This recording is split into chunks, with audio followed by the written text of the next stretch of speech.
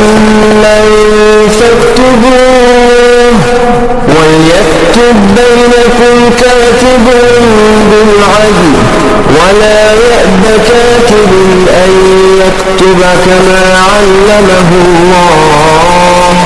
فليكتب وليملل الذي عليه الحق وليتق الله ربه ولا يبخس منه شيئا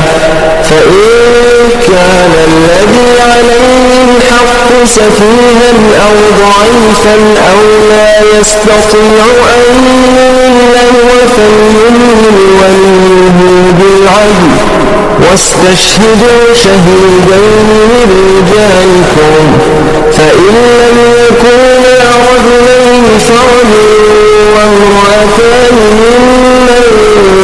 ترضون من الشهداء أن تضل إحداهما فتذكر إحداهما الأخرى ولا يأبى الشهداء إذا ما دعوا ولا تسأموا أن تكتبوه صغيرا أو كبيرا إلى أجله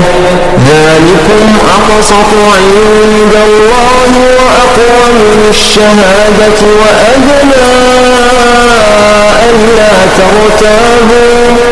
إلا أن تكون تجارة حاضرة تديرونها بينكم فليس عليكم جناح ألا تكتبوها وأشهدوا إذا تبايعتم ولا يضار كاتب ولا شهيد